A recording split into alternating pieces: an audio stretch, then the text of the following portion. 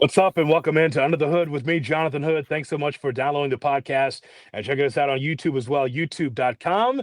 Like, share, subscribe, and comment to this podcast because it's meat and cheese week in Chicago with the Bears taking on the Packers. We've got so much content on college football, the Chicago Bears, Major League Baseball, the offseason, and so much more. Make sure you subscribe to Under the Hood with Jonathan Hood because we got so much to give you. But this week is unique because it's Bears and Packers week, and we turn now to the distinguished, robust voice of the truth in Milwaukee, and also one of the hosts of ESPN Milwaukee's afternoon show, Kyle Bruston Nortman. It is the great Kyle Wallace joining us from ESPN Milwaukee right here on Under the Hood with Jonathan Hood. Kyle, I appreciate your time. Yeah, thanks for joining me. What an introduction that was. Great. I haven't heard that too often, so I appreciate that, J-Hood. Thanks for having me on. No problem, man. Just slip me the 20. You do Venmo. That's all good. Send me a little Venmo on that. I got you. I appreciate you, man. It's a holiday, so a brother could use a fresh 20. So I want to talk to you, Kyle, about this game on Sunday. You represent the Packers, me represent the Bears. I want you to tell me, from your standpoint, how big is this game on Sunday? Does this feel like another Bears-Packer game, or what's the enormity of it from your standpoint? No, it finally has some juice, right? This game has been one where obviously the Packers have dominated the rivalry. And as a Packers fan, I absolutely love winning. So I love seeing Bears fans in agony. But I will say this energy that we have this week as the first place Chicago Bears come into Lambeau Field for a battle for first place, it is enormous. And the Green Bay Packers, they were at their lockers yesterday. Christian Watson was even talking about, yeah, we're focused, we're locked in. We understand what is on the line. So that is something that the players on both sides understand. So it's great to have, that team from the South coming up here to hopefully have a Packer beat down on them. Well, I mean, I'm sure that that's what you're looking forward to. But first, we should talk about what the Packers bring to the table. Like, for instance, Jordan Love. As someone who consumes ESPN Milwaukee, especially your shows, there was this feeling early in the season about Jordan Love, about whether or not he could be the guy or not. And so what has changed from the beginning of the season to where we are now as far as how people look at Jordan Love as a quarterback? I think the overall thing for fans, they look at it as the level of trust for Jordan Love. I mean, again, you're coming off of having Brett Favre, then Aaron Rodgers, who were extremely great quarterbacks, to Jordan Love. It was just a lot of unknown. He's had some issues in the past with turning the football over, poor decision-making in big moments. You saw it against the Cleveland Browns where he had just an awful decision for an interception. And so some fans just weren't 100% bought in with the fact that he's going to make the right decision at the right time. But the biggest thing that I feel like a lot of fans are looking at now is letting Jordan Love loose. Matt LaFleur seems to be a little conservative at times when it comes to Jordan Love. But as you see, whenever he is aggressive, whenever he lets Jordan Love cook, he returns great results. And you saw that last week against the Detroit Lions as he threw for 4 touchdown passes and led the Packers to a huge victory in Detroit on Thanksgiving. K-Dub, also on your show. And again, I just base it on your show. The evidence is on your show. I just recall that there was a disconnect with some of the Packers fans that were talking on your show about Matt LaFleur also. No. So what changed from the beginning to now as far as how people look at LaFleur as a head coach?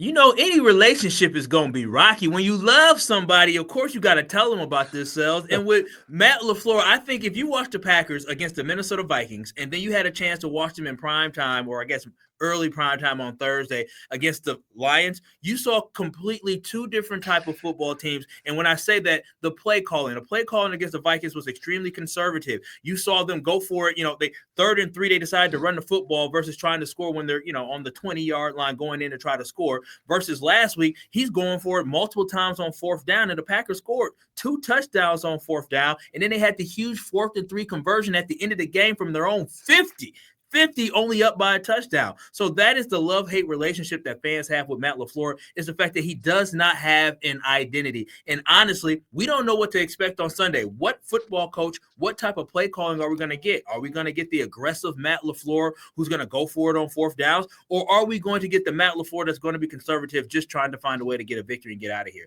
That is the biggest issue that we have. And our offense has been disjointed kind of in the middle of the season, but right now it looks like they're hitting their stride. So I'm one of these death by 1,000 cuts hosts that will be able to lay out evidence. And then all of a sudden you look down and you're like, oh, I'm bleeding. So what I'm looking forward to on Sunday, Kyle, is the same thing we saw on Black Sunday, where the Bears took advantage of the drama that's going on with the Eagles as far as the disconnect between A.J. Brown and what's going on with Jalen Hurts and some of the issues with the offensive line. So I'm just wondering, like, can the Packers keep it together? That's my thing. Like, you don't want to go backwards. You want to keep going forwards as the Packers. You sure everything's good for this game? That Oh, everyone on the same page? You and good? listen, this is the best that this team seems chemistry wise that this Uh-huh. team is feeling. You got Christian Watson back, and he's performing well. He was out earlier this season with the ACL. And I don't know if y'all noticed, our number one leading receiver last year, Jaden Reed, had been out basically the entire season, and it looks like he's going to make a return on Sunday. I know Tucker Kraft being out is a big deal for the Green Bay Packers, but you have to remember our number one leading pass catcher and receiver is Jaden Reed, and he's going to make a return on Sunday for the Green Bay Packers as he's back practicing. So everything is good. They're on a high note. I mean, they're coming off winning back-to-back games, 3 games in a row, and then on top of that, beating the Detroit Lions. So, yeah, no, everything's great here in Lambeau. They're loving each other. Okay. Okay. We'll see what that looks like about 7 o'clock on Sunday. That's the hope, right? That everything can stay together. Because I just remember a Homer True that's part of our team at Good Karma, where Homer True said, "You cannot trust Jordan Love. Whatever you can't trust your." I mean, he said that, and we play that soundbite on our morning show all the time about how you can't trust Jordan Love. And I'm just like, I wouldn't just do that to the young man. I wouldn't do that, but apparently Homer True did. J-Hood, you got to understand, Homer is a little bit, I like to respect my elder, but you got to understand, he's an elder statement sometimes. He don't know what he's saying sometimes, right? He overreacts. We got on Homer about not trusting Jordan Love. He's flipping it. He's leaning towards the other way now and trusting Jordan Love after that performance. But nah, you can't take everything Homer says as the Bible or the gospel because he'll drive me crazy too. I love how you did the Homer. You can't trust him. I love the impression because it's very accurate of a Homer. So one of our producers said, Jay Moore said, he said that Homer is the epitome of AM radio. That sound of that static, that sound of going after Jordan Love was the epitome of AM radio. And I said, yeah, that's a little rough. That's a little rough, Jay Moore, but that's what he said. It's pretty accurate though. So, that Thanksgiving game against Detroit, that's the first game we saw on Thanksgiving. It's like, boy, look how smooth and how comfortable Jordan Love would. What'd you like most about that game from Green Bay standpoint? I mean, honestly, it was the fact that this team was extremely aggressive offensively, right? Like going for it. That is the type of identity that we believe that the Green Bay Packers should have and need to have in order to win a championship. The great thing about this team, if we can get up early and having teams playing from behind to catch up to the Packers, we have Michael Parsons that we pay big time money for in draft capital, also in money, who can pin his ears back and be disruptive. And you saw how disruptive he was on Thursday against the Lions, against Jared Goff. So that is the biggest thing with this football team is that we really feel like this. We can win a Super Bowl, but it comes down to what is the identity going to be with this roster? What are they going to do? And you saw that offense with Jordan Love leading it because it needs to be Jordan Love's arm. Josh Jacobs has been banged up all year. The offensive line has been extremely inconsistent all year. So let's put it on the arm of the $55 million man in Jordan Love and our franchise quarterback. Yeah, Micah Parsons, though, just makes a huge difference. So if I asked you to stack the best players on this Packers team 1 through 5, where's Parsons on that list for you? Listen, you're asking, do we put a quarterback or we put our rush in at number 1? And I'll just be very, very honest. This is a quarterback team. Jordan Love is number 1, but Michael Parsons definitely is number 2 for this football team. Those are the 2 most important guys because they are a leader on both sides of the football. If Michael Parsons is having a great day, the Green Bay Packers defense more than likely is playing at an elite level. If Jordan Love is having a great day, more than likely that means the offense is putting on a performance like they did against the Steelers, like they did against the Lions. So those 2 are the most important, but it always starts with the quarterback. If you have a great quarterback, you have a great opportunity to go far. So Kyle, I think I'm going to slip that in on the text line for you because I think it's a great conversation to have. Like Jordan Love to me is emerging as a quarterback. I never am one of these guys who's going to put someone at the top because they're on a roll. I'll never put someone at the bottom if they're struggling. There's always that feeling of that you're getting better. The rungs on the ladder, you try to get better every single year. But Micah Parsons is so fluid and can be able to do so many things for you. I think that that's going to be a concern for the Bears and Caleb Williams. Caleb is slippery and he's elusive and he's not taking the sacks he did last year. But you can put Micah Parsons anywhere as an athlete and be able to get after the quarterback. I think that could scare the Bears for sure. Yeah, that's been the one thing that they have developed. Jeff Halfley, our defensive coordinator, we got Micah like a week before the season started, and so they're just trying to get things figured out. And now, if you watch the Packers games, you will see Micah rushing from the outside, Micah rushing from the inside. He is extremely disruptive, and he causes just for people to have to know where he is at. So simply his presence should be freeing up everybody else to have an opportunity to eat, whether it's our outside rush linebacker, Kingsley Enagbare, Rashawn Gary that we all know about. Those guys are able to feast because there's double teams and triple teams and so much focus on Michael Parsons. And honestly, you can't stop him one-on-one. You just can't. What's that like to have pass rushers going after the quarterback? What's that like, Kyle? I don't know what that's like in Chicago. like, you've seen it. You've seen it before. You all had Julius Peppers for a little bit. You also had Khalil Mack. So you all, and you guys had some really good defenses before, and so you guys know what it's like to have a great team defense. And let me tell you, we haven't seen anything like this honestly since a Reggie White type. Clay Matthews was phenomenal. He was a great pass rusher, but Michael Parsons is just so different. I think we're still in awe with how different he makes this defense. Kenny Clark was a very good defensive tackle, but Michael Parsons is different, and they're seeing the different level of play for the Green Bay Packers. And the biggest thing, J-Hood, is he shows up in the biggest moments. Against the Vikings, against the Giants, he had the strip sack against Jameis Winston that put the game away. Last week, again, had a sack late in the fourth quarter. So this is the type of guy that you need for a defense like the Green Bay Packers, and he's shining bright for them.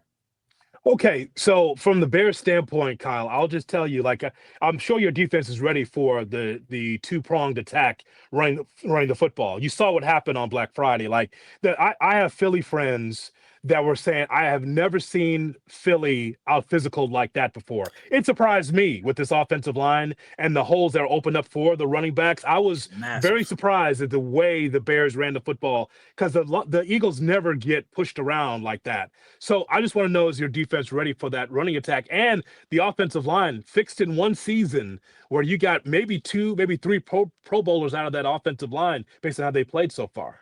No, that's been key. That's the one thing that I admire about Ben Johnson. He came in there and he has an identity. We knew exactly what that identity is. He came in, he said, I need an offensive line. They get you guys some additional offensive linemen. He fixes that. He also says, hey, I need a two-headed back. You guys draft Kyle Monangai, who was fantastic at Rutgers and doing a great job for you guys as well when you add that with Swift as well. And so for me, when I look at the Green Bay Packers have to slow down this rushing attack, and losing Devontae Wyatt, one of our better defensive tackles, is going to hurt us. And so now it's going to be up to the young rookies and our backups like Colby Wooden and Carl Brooks to step up. And the great thing is, J-Hood, is Quay Walker's coming back for the Green Bay Packers, it looks like, on Sunday, our starting inside linebacker. And that'll be a great boost to the rush defense. So you got to pick your poison. I really don't think it's really picking your poison. The Green Bay Packers need to stack the box, stop the run, and force Caleb Williams to beat you. That's what it comes down to. You cannot allow yourselves to get bullied and pushed around like the Philadelphia Eagles did. And this is a top 10 run defense. They've had a couple bad games, but overall, the Packers are ranked number 8 for total run defense. So it's going to be a battle of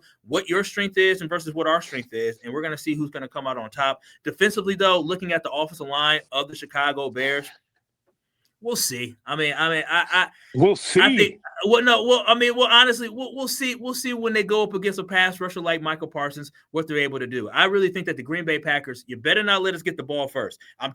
Ben Johnson, if you win the toss, pick to receive. Receive the football because you need to slow this game down. You need to limit the amount of possessions that the Green Bay Packers have, because if you defer and you let the Packers get the ball first, you're going to be down 7-0. And if you don't score right away, you got to punt. Then you guys find yourself in a hole of 14 or 10-0. And guess what? Now it's going to be on Caleb Williams, Mr. 58% completion percentage.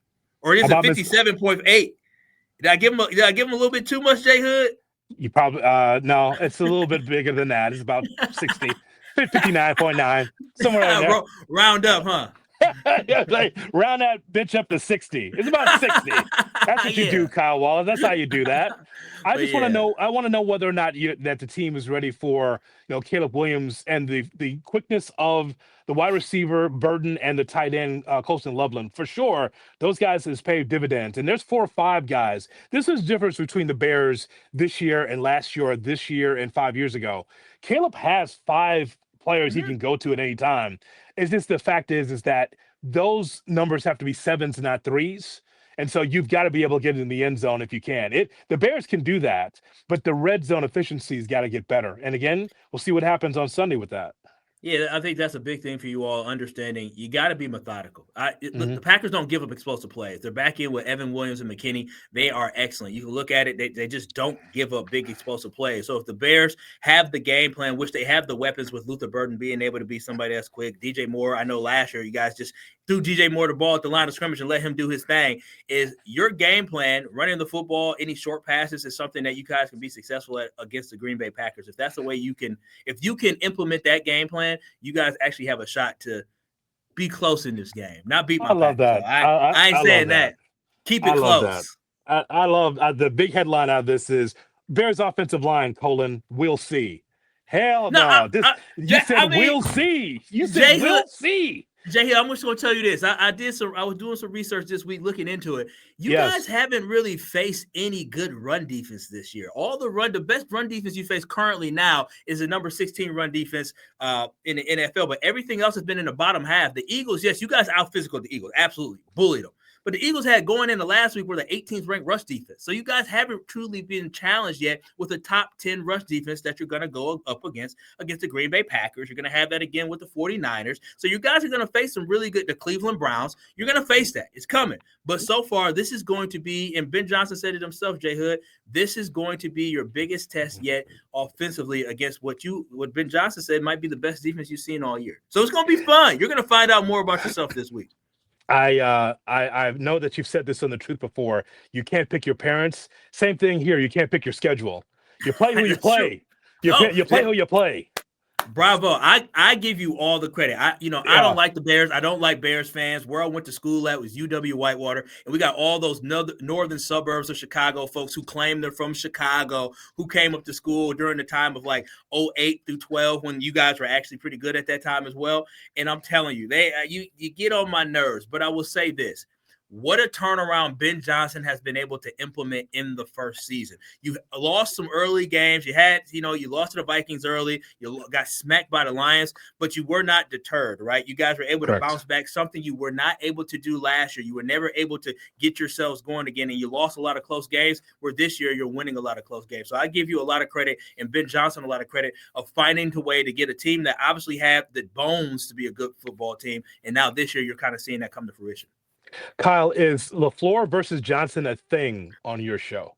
No. I mean, they're two offensive coordinators, right? If you're talking about head coach wise, I guess. But like when Ben Johnson's talking about when he got hired as a coach, talking about I've beaten Matt LaFleur. Like, no, you weren't the head coach. You were the offensive coordinator going up against other defensive coordinators. Like, that's not the case. But I do think overall, as a head coach aspect, not just play call and all that, the decisions that they make, game management and all that we will see. That we'll see. So I think this could be a budding coach rivalry, even though our coach says he doesn't even know the guy like that.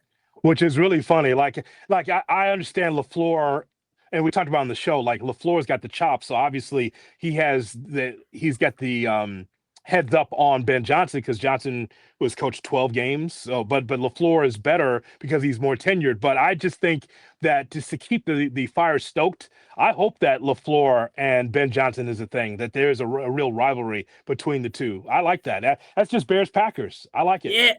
Yeah, no, I mean, that's cool. I mean, I'm be honest. They asked me earlier this week, do you want the Bears to be good like this, or do you want the Bears to be bad? I like the Bears losing to the Green Bay Packers. I love seeing Chicago fans in absolute misery. I mean, Right now, y'all have been blowing me up on social media, responding. I mean, y'all love y'all Bears. I give you that. Just blowing me up. But I cannot wait to Sunday evening so I can go back and I can go to reply to everybody and say, oop, what happened there?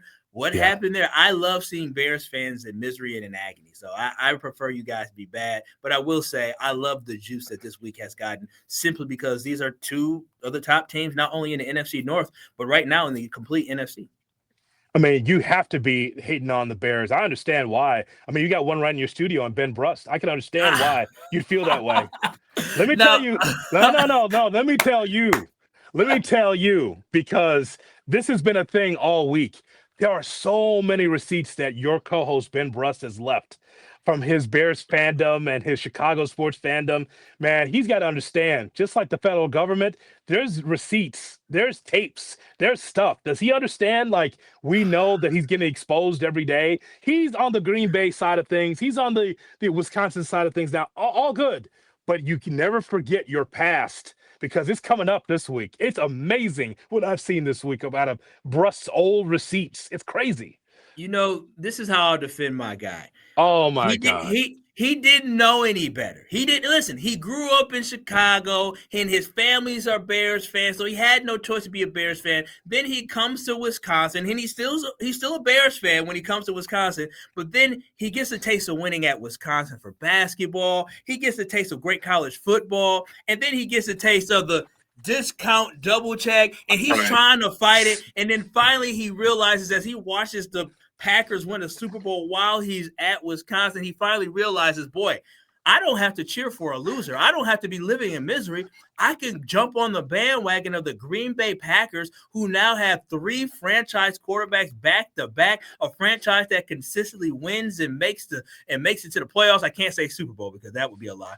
But he said, you know what? I'm going to jump ship. And I am glad that he finally saw the light. That's what it is, J-Hood. He finally saw the light. Okay. You only got a few more times to call me a loser before I come up there. Wait, I never once called you a loser. Just saying, your allegiances. Yeah, it's just a take your gas, Kyle. I'll be up there. Yeah, just you keep going. It's only take your gas, and I'll get there. Don't worry, I'll get there. Man. You keep doing that, so I'm just telling you, like this. Oh, and by the way, go ahead. I was gonna say I'm just speaking logic, which is something that I'm finding out that Bears fans really struggle with is logic because they're so illogical. Okay. All right. I'm an 80s baby. I remember when it was the other way. I didn't even know the Packers existed. So just remember, I grew up that way. Just like, what? The Packers? What's this? What are these people from the 60s talking about? I don't understand. They're not that good. Bukowski crossed the line. What? So that was the thing back in the day. I do want to ask you one last thing, and I appreciate your time. I do want to ask you about something you said on your show the other day, which made a lot of sense to me regarding Giannis Antetokounmpo. You said on the show yesterday that, look, this is where we are in 2025, that you wanted Giannis to stay, obviously, but this is the freedom of movement we have in the NBA, where if you're not comfortable with management or coaches, or if you feel like there's not a commitment to winning, that all players leave. It's just the way it is. I liked Giannis from the jump because he was this Euro coming in saying, yeah, I love Milwaukee. And it was a head scratcher for some because they said, why Milwaukee? I personally like Milwaukee, and so did Giannis. And so, but I think it comes to a head when he looks around and says, I don't have the supporting cast around me. Maybe not the biggest fan of Doc. Maybe it's time to go someplace else. How are your listeners taking it? Because you're right. Forever is not promised in sports, let alone the NBA. I mean, listen, I'll say one thing. I love ESPN Wisconsin. I love our fans. But with this one, it seems that a lot of people are angry and mad at Giannis, and I just don't understand. I fully understand as a Bucks fan my entire life. I remember when the Bucks were bad. I remember when Giannis got drafted here, we still sucked, right? So I appreciate the fact that we had this once in a really generational player and what he can do. LeBron is a whole different thing. But what Giannis does and how beast he is down low, like, you don't get that too often. We don't get that in Milwaukee. And I'm just appreciative of the fact that we had him here in Milwaukee. But at the end of the day, he's thinking about winning championships, right? And if you cannot put a roster around him to win a championship, he has every right to leave. I just think we should be appreciative of the fact that he's chosen to stay in Milwaukee this long. Not a lot of people do that. Even when we had the big three with Ray Allen, Glenn Robinson, Sam Cassell, those guys weren't choosing to stay here. Granted, we traded Ray Allen, but people don't stay in Milwaukee that long. Chris Middleton and Giannis are very few and far in between. When you think about Kareem was here for a little bit, and what did he do? He was like, hey, this thing might be changing a little bit. I want to go out to L.A., and that's exactly what they were able to do. They were able to move him out. So I just appreciate Giannis, and I think fans should understand that's just the way of the NBA right now. And what you should be thinking about is saying, thank you, Giannis, but now looking at our general manager, John Horst. John, what are you going to get for him? We got to get draft picks, and we got to get some players so we don't fall into the bottom of the NBA. As always, man, I appreciate your time. Hope to talk to you again soon because the Bears and Packers are playing in a couple of weeks as well. Yes, sir. I appreciate the time, J-Hood. Appreciate you getting me on today. Kyle Wallace from ESPN Milwaukee and also The Truth with us here. Don't forget, we are brought to you by Neighborhood Housing Services of Chicago. NHSchicago.org is where you go. Get out of that stuffy lofted apartment. Start planting roots. Find out more about how they get a home at Neighborhood Housing Services of Chicago, NHSchicago.org. More Bears and Packers conversation right here on Under the Hood with Jonathan Hood. Thanks so much for checking us out. Like, share, subscribe, comment to the video.